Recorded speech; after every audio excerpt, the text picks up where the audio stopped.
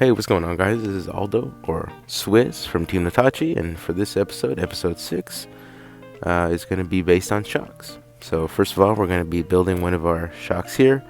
I'm going to be doing the Yokomo big bores here, and later on I will describe these other shocks. So first of all, we're going to be covering these topics, which is going to be number 1, oil, such as shown back here. 2, maybe the springs. 3 is going to be shock tuning itself, so such as length, maybe your bottom stud can be different or shorter. The top cap may have longer or shorter caps, so we'll get into that. So let's get right into it. Alrighty, so getting started here, I have the exploded view of the shock. I'm just going to describe everything, and if the sound sounds a little wonky, it's because I'm not holding the mic with one hand. I'm actually using both of my hands for this build, so for ease of use. So quickly describing everything right here, this is what's going to come with your kit. And so if you're building them, or if you're getting them brand new and you feel like, well, you want to change something, this is probably what you're going to change, or parts and whatnot.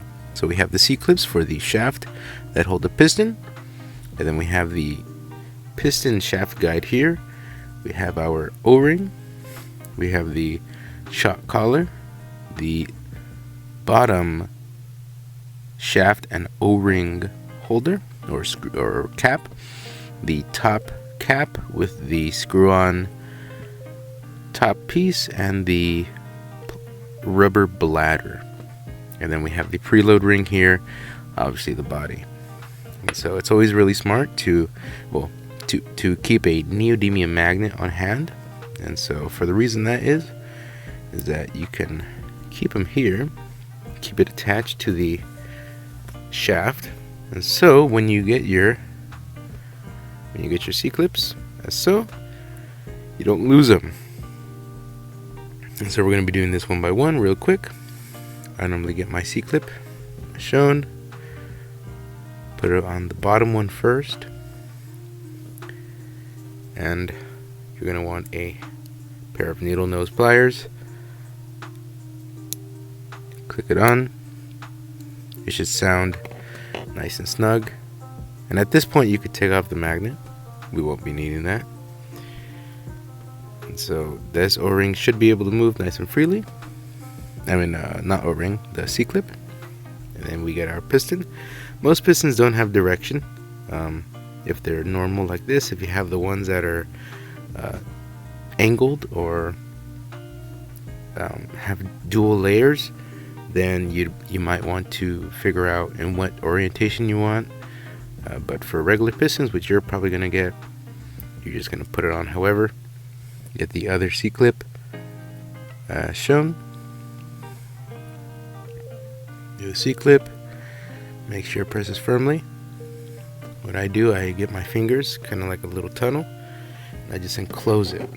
And so I get my needle nose, and it should be a resounding click. You should know when it's there, and the piston really shouldn't move. So it's in there, nice and tight, nothing too wild. So that's done. Now, what I would recommend getting, you could, it's an option, is green slime. So you get some green slime, get it just like that, you open it, you get a little bit, just like that, put it on the top cap, and always keep a towel handy, and get your O-ring, and just really quickly just grease up this O-ring. The reason why we grease it up is so that it's nice and sealed. And we get our shock body, put it in the shock body, make sure to rub it a little bit.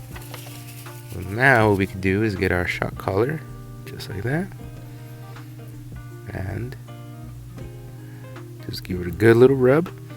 Make sure the grease stays there, keeps it there. We get the bottom cap, and we just screw it on about halfway.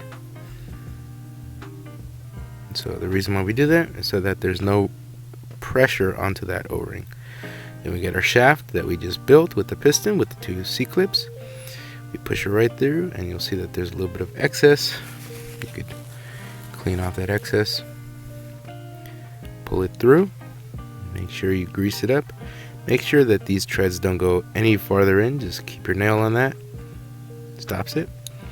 And now you could tighten this all the way until it stops turning. So there we go. Then, I know I didn't take this out, but when you get your kit, it's going to show you that you have a skinny O-ring. Just put a little bit of shock oil. I'm going to be using 100. Put it on your finger, put it in there, and then just kind of work it in there. Make it nice and lubed up. And that prevents the preload retainer from slipping or loosening and self-adjusting itself, and you don't want that. You want your preload to stay the same. So what I do, I just, after that, put in the O-ring on that. I just screw it on, turn around, and then you get ready for oil. So you get your oil, you just squeeze it all the way in.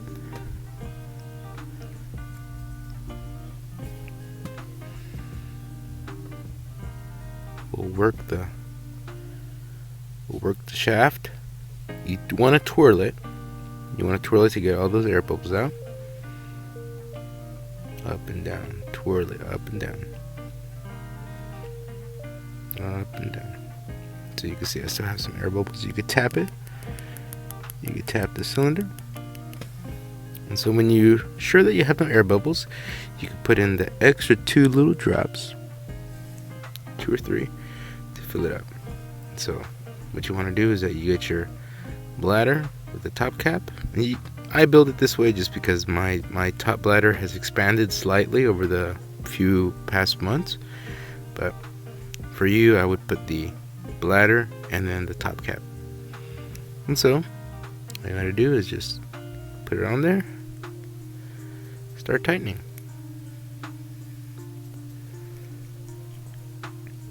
It's gonna get a little messy. It always leaks a little bit at the first time. So, nothing too big, nothing too wild. And so, you have your shock, nice and built. And if you have shock pliers, use them. But if not, what you could do, you get a little wire cutter like this, and you could just hold on to the last of those treads, the empty space. Screw on your bottom cap.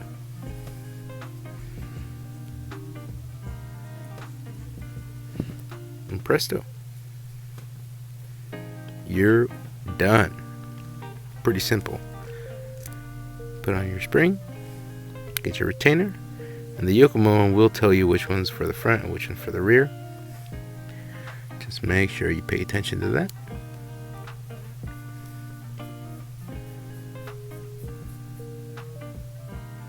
And you're done. Works good. Look without this one. Nice and smooth.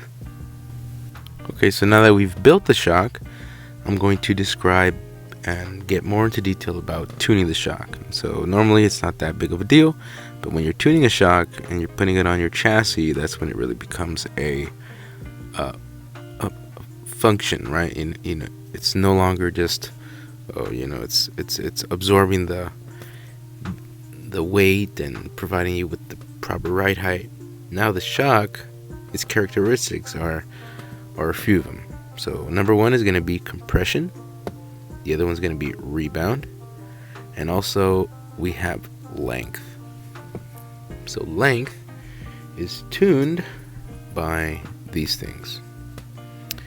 The length of the top cap and the length of the bottom cap. And so what this does, you can either change the piston position and also how much the shock will compress and how much it will rebound. That's basically what you want when you're tuning this. So that's for the Yokomo shock. Play around with it. Stock, the bottom caps are pretty well pretty well chosen. I'd keep that, but the top cap you might want to choose for maybe a little more droop on lift, right? So when you squat, when the car squats and the front raises, maybe you want that more nimble feel, and your front end alignment, it toes out with your bump steer. And so that's what you might want to do. And so I've shown it a couple times already on a few videos prior, but my Travis 2, my wrap-up Travis 2, is a weight shift car. So what that means is that the car has a high battery or high center of gravity, and that allows the car or chassis to lean, right? Allows it to have a more realistic type of look. And so with a shock like this, you really need to tune preload, your length, and also spring choice. So if you think that these springs are pretty big, well, you're right. These are pretty big springs. They're 45 millimeter, and they're from Wrap-Up Next, the same people who make this. And the way you want to tune these is with little rebound. And so normally when you put in a shock, your shock shaft is all the way down. It's always most likely going to be pulled down all the way, and then you tighten down your top cap. That's okay. That's totally fine. But when you feel like you need to start tuning rebound via valve pressure or the cylinder pressure, this is where it becomes interesting. So a good thing to do would be play around with valve pressure. So what I mean by that is, maybe when you're about to tighten down this top cap, you could close or shorten the rebound, right? So you could have the rebound there, and I think a couple brands like Aeromax, G-Force, or even Huddy or Yeah Racing, they sell little shaft collars, so that when you put it in, I don't have any, but when you put it in and you close, you have this amount of rebound left. And so that's one way you could do it. Another way, which is pretty cool, would be a valve opening, such as this on the SG2 shock.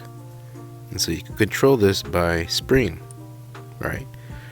And so doing that allows you for less rebound, and especially since it's a roll car or a weight shift setup, you want the weight to sit and not automatically shoot back up, right? You want it to sit, keep the weight, keep that load, and then it's a free moving vehicle, right? But with a more sporty type of setup, like what you would use on a Yokomo, I would recommend going full rebound. So I described before, if you want full rebound, you just got to pull the shaft all the way down or at its max, fill it up with oil, get rid of all the bubbles, and fill it up, and you're good. And so we covered those topics. The number one, which was length, and you do that by tuning the top and the bottom. And then the lastly is going to be rebound. Rebound is changeable by, or tunable by, hole size on top cap, and if it's plastic just like this one, you could drill a hole, or the pre-made hole on the SG2s, or by how much you close and how much you open up that piston, right? How much it compresses, how much it extends, and that's how you could tune rebound. So thank you so much for sticking around to the end. Hopefully the video really did make some good sense. I know that these topics are not easy, and they're not really simple to really put into practice, but over time and through a lot of like studying and really visualizing what you're doing with the car, I really hope it does help. We didn't get into spring choice just because nowadays there's always going to be a really good setup just out the box. It's most likely going to be Rev D, Yokomo, whichever one. And so we don't really get into springs yet. But overall for shocks, that was pretty good. I think hopefully the build helped you guys. Maybe some small little tidbits that you may pick up, like the green slime helping the coating. And so tuning it with length and preload and rebound, I really do hope that this treats you guys well, and it does take a little while for it to really sink in. It's not a really simple thing. So once again, thank you guys for sticking around. This video may have taken a little bit longer than I would have liked. Maybe next time I'll make it shorter. And so for episode 7, I still have yet to decide. I know there's so much talk about really deep tuning stuff, and maybe a setup tutorial or even a simple video of the track, but I don't know. But anyway, thank you, subscribe, and I'll catch you guys next time.